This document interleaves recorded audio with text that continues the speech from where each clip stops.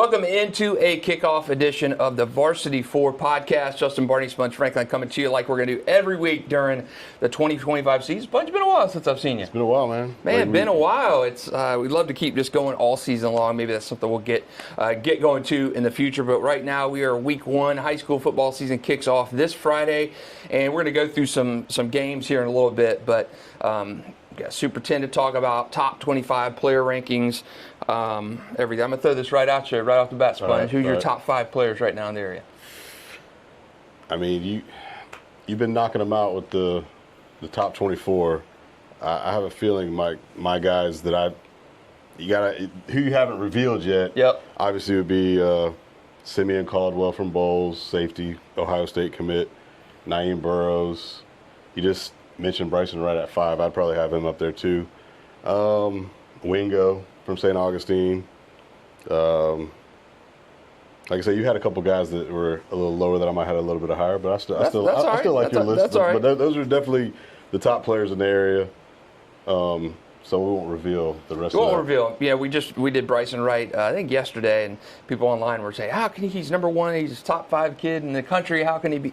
Okay, I'll preface this by saying these are our rankings, but a lot of people are basing what they've seen Brysen do on flag football stuff. Yeah, He's been phenomenal, and 7-on-7 phenomenal. Totally.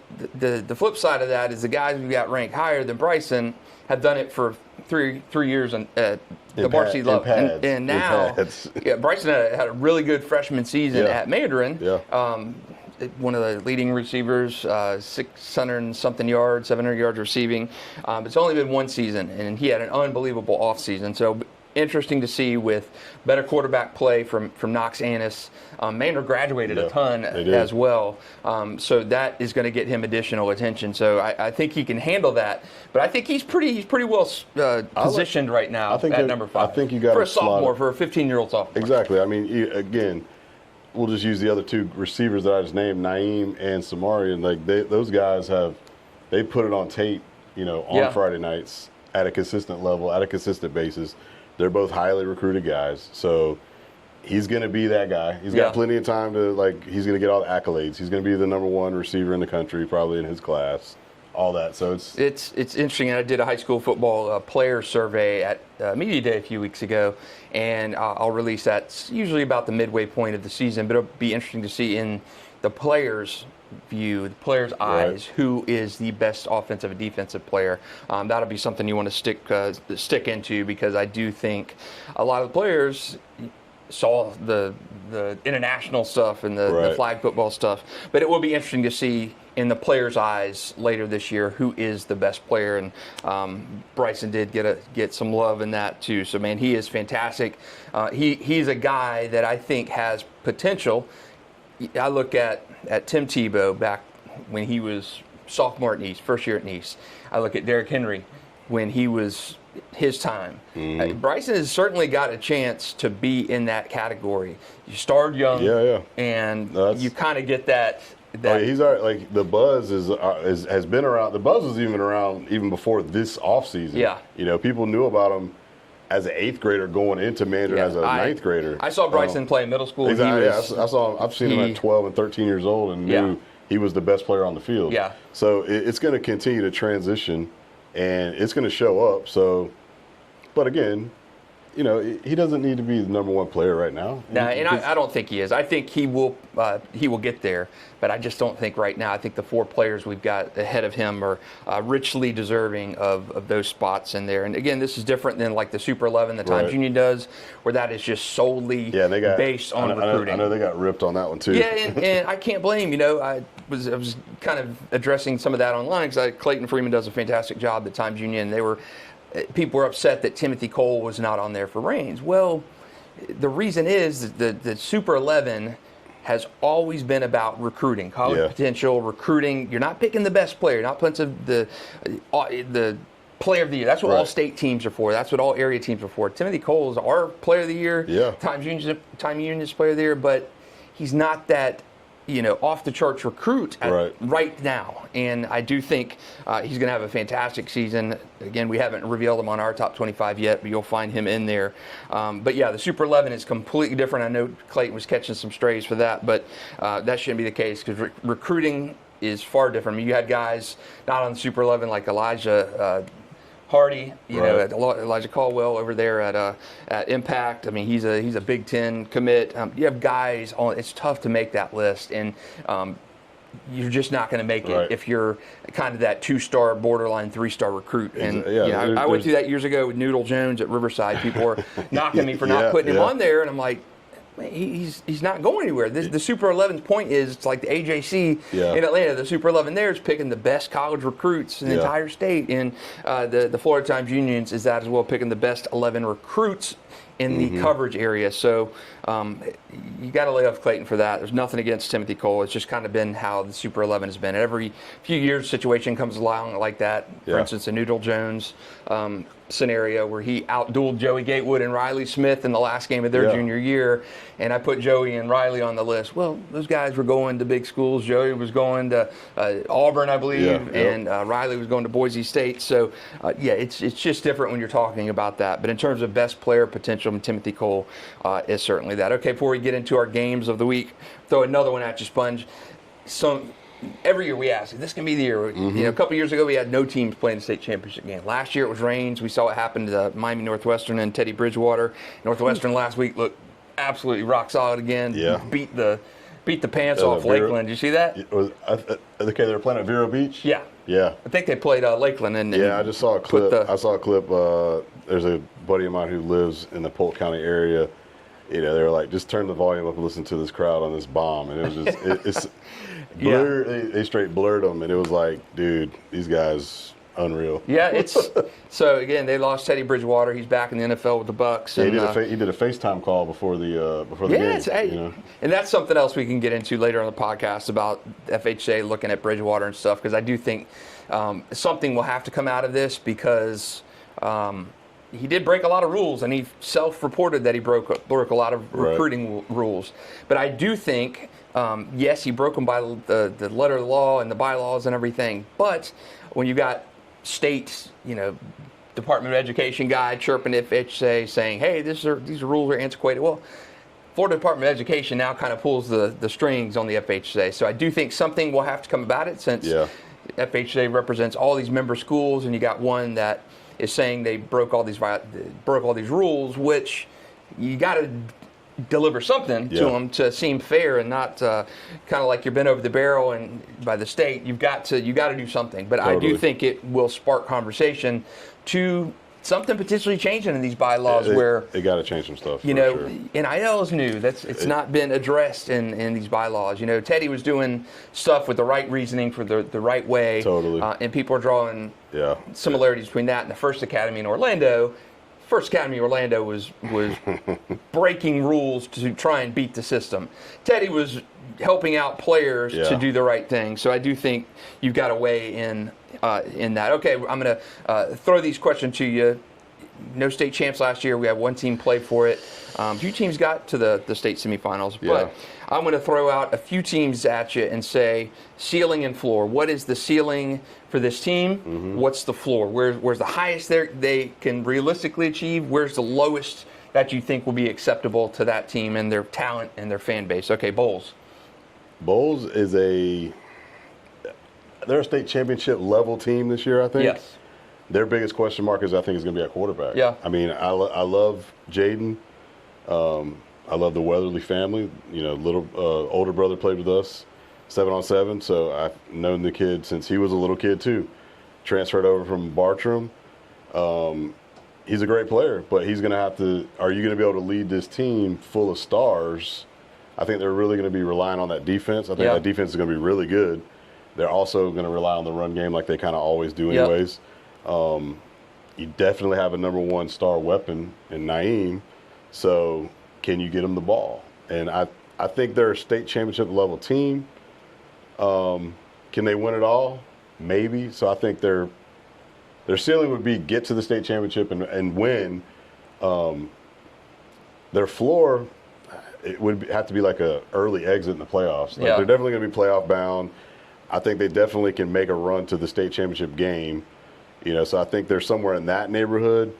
Not a lot of teams that you're going to throw out at me here probably will be, I think, at state championship level, because obviously, like we said, last year we had one team, make it.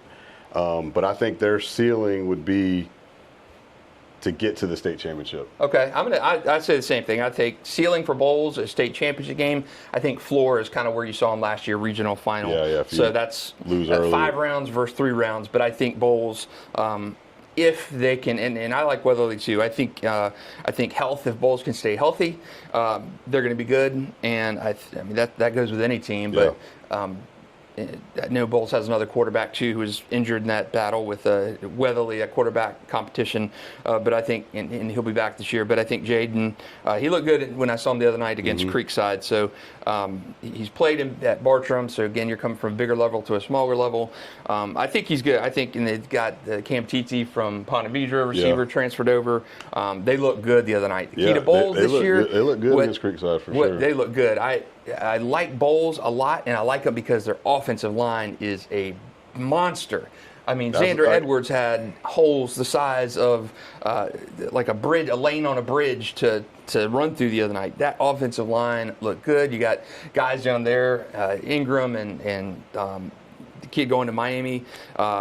Just got Corbin Fordham on the line blocking. So you've got some big guys down there on that line. So I'm trying to think of the other Bulls offensive lineman name, and I'm drawing a blank. Okay, another one, Bradford.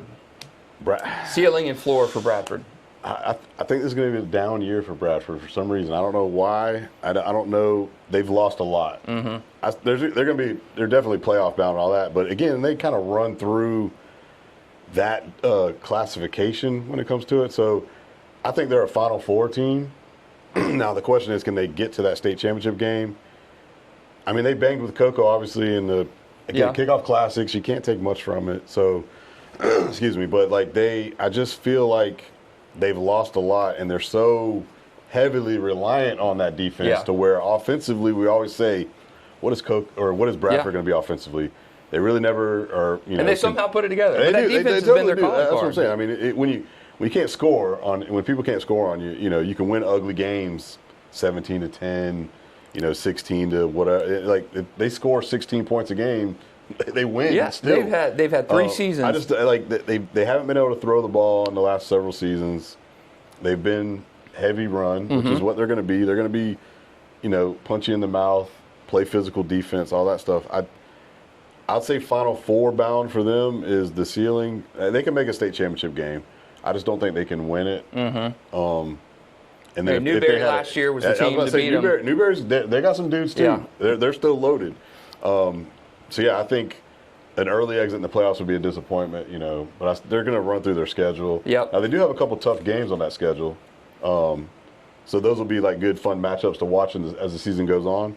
But, I think they're Final Four-ish, state championship bound. I think Final Four for them is ceiling, and I think maybe a regional finals the floor. They've been really consistent. That defense is not going to drop off. No. Jamie Rogers knows what he's doing. 3 straight seasons of 100 points or less allowed in the regular season, and 2 of those 100 points or less in the playoffs too. So man, they've figured it out down there in Stark for whatever the reason is, coaching staff, players, personnel, schemes. Man, they are really good. Mandarin. I think Mandarin's going to be a good team too. I know they graduated a lot of guys too. The key is going to be how good is year 2 for Knox. Yeah. And I'll throw all three teams in the same category: Mandarin, Oakleaf, Nice. They're all in the same. Exactly, and that's going to be a fun district to watch because all in the same region. Yeah, all 3 of those teams have a lot of great elements to them. Yep. And I think they're definitely 3 of the top teams in the area. It's more so of replacing some of the guys they lost, and then watching, the progression. We know the best quarterback in that group is McKissick with Oakleaf, so they're going to be strong there. They also got my boy Trace transferred over from Fleming, so he's got a big target to throw to. The big thing, obviously, year 2 with Knox, with your number 1 target, Brysen, you lose Jamie. But I mean, Jamie didn't play half the year last year, anyways. Yep. I know they lost some guys defensively, but they still they got some good corners. Yep. Tamaj and Brody. Exactly. So they're going to be good. Nice, I don't know. I got to look to see, and you got to tell me, remind me, like how much they lost. But they lost a lot on offense. I feel like they did too. And I know the Pfeiffer boys, they had a good connection last week. I was at Trinity, but I know they were 10-0, #1 team, like surprise last year, and then had the heartbreaking loss in the first round. Second round, they lost Oakley. Yeah, okay, second round. Yeah, that's right. And so I don't know where I'd put them. Because I know they've got to replace a lot, and they got to get so many new faces. At least where we know McKissick, we know Knox at least had reps because Trammell got hurt. So Knox had a freshman year and played in some of those games where he was kind of trying to figure it out. But if I was to pick a team out of those three, I'd probably rank them Oakleaf, Mandarin, and Nice. I'd do the same thing. I think one of those teams can reach the state semifinals this year, and I would probably lean towards Oakleaf. I mean, I like Mandarin. I think Knox is going to be so much better, and I think he got unfairly kind of positioned last year because Trammell Jones, a 4-year guy, he breaks a bone. He's out in week 2. This kid had no idea he was about to be playing high school football. Knox probably figured he'd be playing as a sophomore or in blowout games, and they needed him to play the starting role for basically 8 weeks of the season. So he is going to be good. You got Brysen Wright, of course, and I think Mandarin is going to be really good. I think Nice is going to probably be the third of those 3 teams. If I'm picking a team of that 3 to reach the state semifinals in that region, I'm going to pick Oakleaf. McKissick, Trace Burney is there, transfer from Fleming, had 17 touchdown catches last year. So I think Oakleaf, to me, of those 3, would be my I would say this. I would say the ceiling of if one of those teams could make it to the Final Four, I would go with Oakleaf. I'd go with Oakleaf as well. Okay, a couple more. St. Augustine, Trinity Christian, Ed White. St. Aug is always good, man. They always are. And Wingo's going to be the man. Like again, a lot of these teams are replacing some key parts that, Lachlan, Carl Jenkins Jr. losing your quarterback who's been Trenton Jones. Yeah, losing they lost a lot. Now, again, they're like a factory too. They're going to have dudes. So, and then when you got a guy like Wingo that you can lean on and be like, hey, this is our guy. We're going to get him the ball. They're going to play good defense too. St. Augustine's always going to play good D. The thing that's where it's now that they've gone away from the whole rural thing. Yeah. That's hard, man. It's hard. That class. They got to the Final Four last year and lost to American Heritage with that loaded team. That's kind of where I have them in the same ballpark again. Same. I would say ceiling for St. August state semifinal. Floor is probably regional final.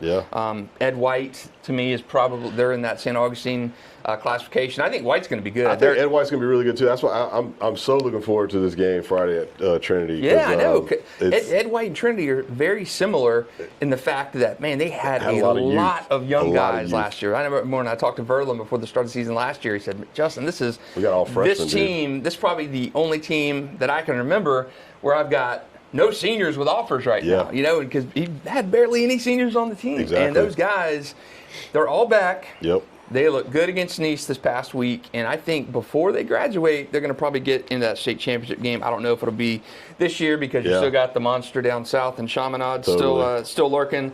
But I think Ed White's probably a 7-win regular season team. Yeah. Maybe 8, and then you're probably 2 rounds deep in the playoffs. I mean, that Ed White St. Augustine game, they were met in the second round of the playoffs last year, so I think Ed White is still. I got him in that neighborhood too, and a lot's going to say something Friday because, somebody's going to come out obviously victorious, and they're going to, say that they got that leg up and they're feeling good. How does the season go from there? But it gives them that first stepping stone of all right, we got something. Because it's going to be because again, both teams are really young still, and it's going to be who takes that win and then springboards. And I think, like I say, I think both Trinity and Ed White, I think Trinity, flipping over talking about their ceiling, is I think they can make it to the Final Four. But again, Yeah. You got to play Chaminade. Yeah, that's me too. I think Trinity is. I think Trinity, UC are in that chasm together. UC is probably regional final. Trinity to me is state semifinals. But I think UC is going to be good as well this year too. What about Rains? Yeah, you threw somebody else in that too, didn't you? Besides Rains.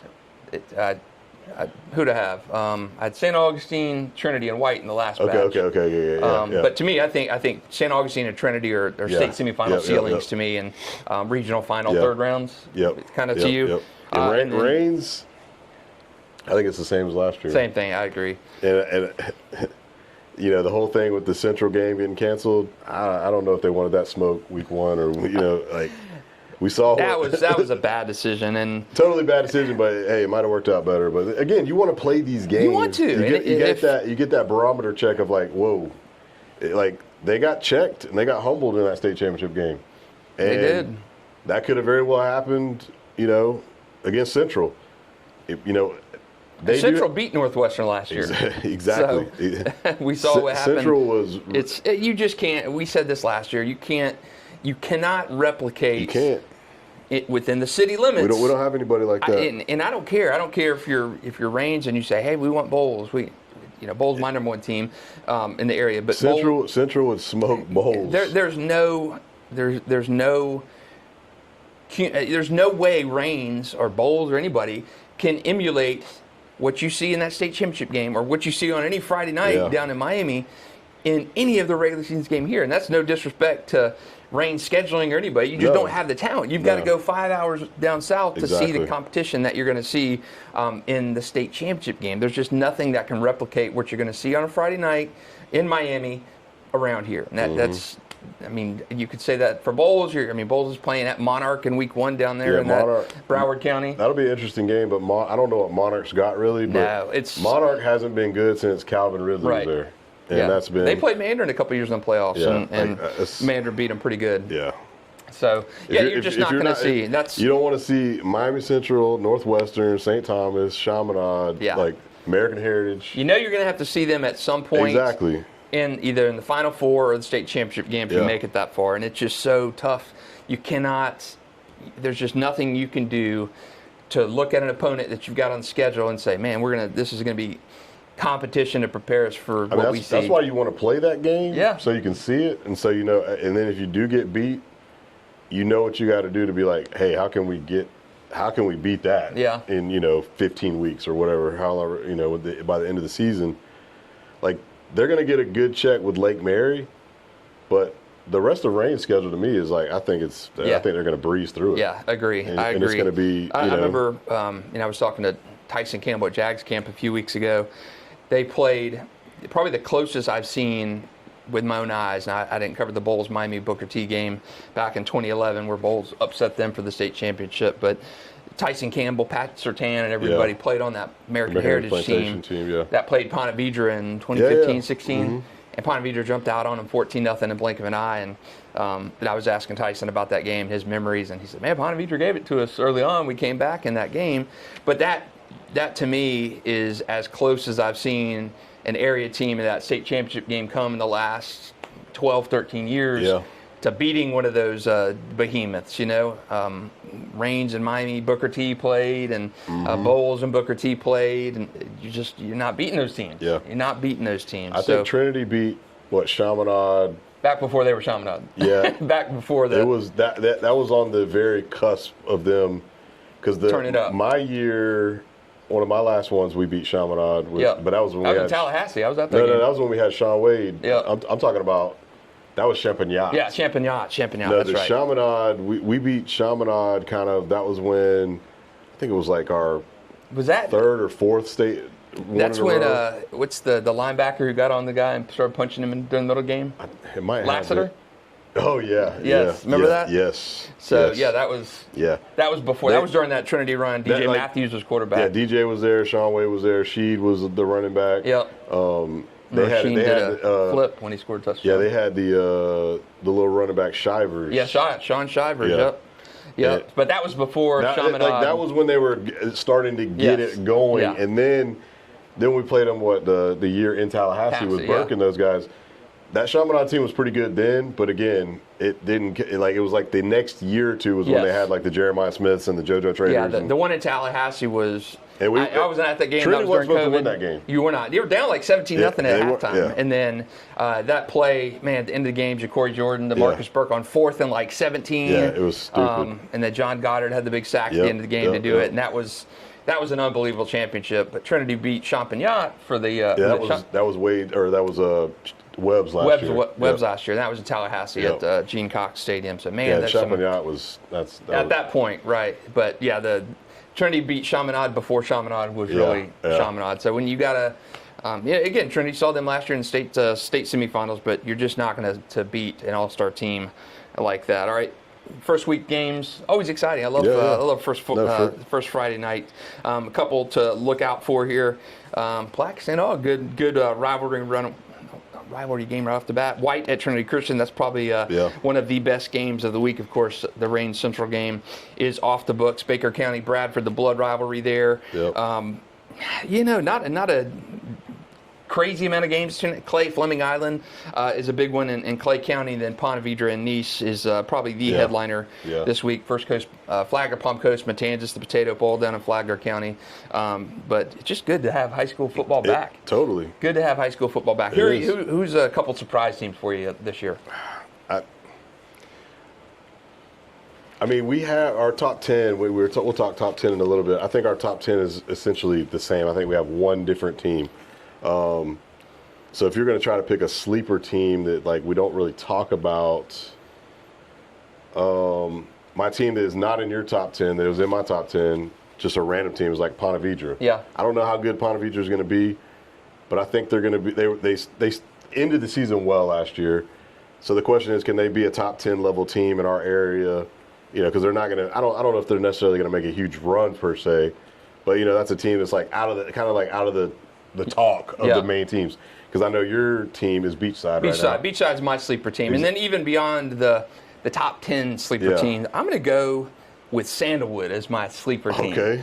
I'm going to go with Sandalwood as my and what is my shocker team. What is They've lost like 20 games in a row, but hey, so what is their upside with that? I'm going to say, are they going to win 2 games? I'm going to say I'll say 3 to 4 wins for Sandalwood. I'll say First Coast will be better than them. Okay. All right. First Coast is in a tough district, so that's a challenge, but I'm going to say both Sandalwood. Both of those teams that we've talked about this in the past on the podcast, is like those are 2 storied, rich. Man, they are. It's so down. They're so down, man. And it's just bad to see. It's bad. It's been bad.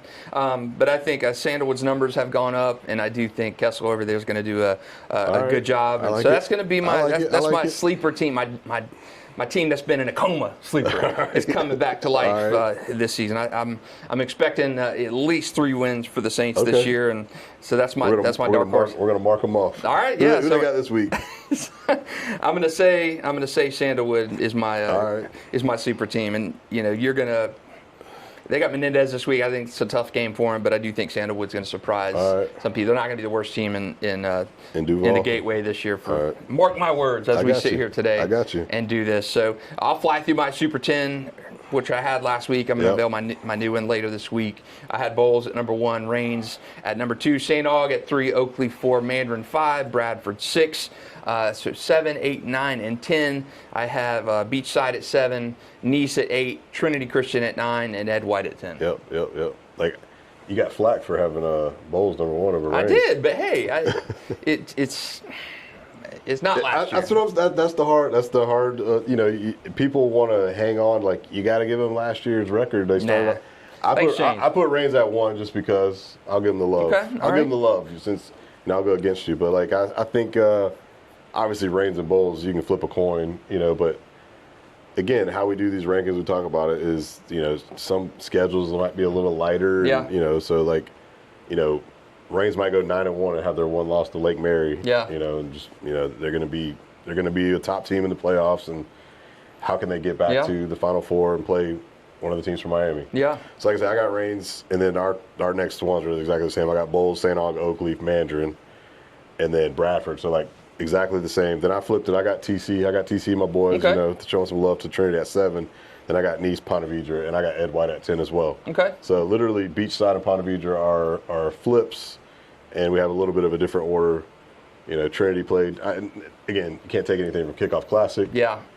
That was a good game. That's a good game. That's a good matchup. Good test for both those teams. Exactly. So I think both teams got something out of that, which is good from a Kickoff Classic, and now you got to go put it on tape for week 1 and where it really counts. I'm ready. So. Sponge is ready. We got week 1 high school football starting on Friday night, actually on Thursday night down in Broward County, and another game locally Christchurch plays. But we are going to be coming to you every week like we do during the season. Sorry, we got a little late start this year. Work and sickness and kids starting school and all that stuff. But we will be here for you every week of the high school football season, maybe sometimes even 2. But for week 1 of the Varsity 4 high school football podcast, for Sponge Franklin, Justin Barney, we'll catch you next week.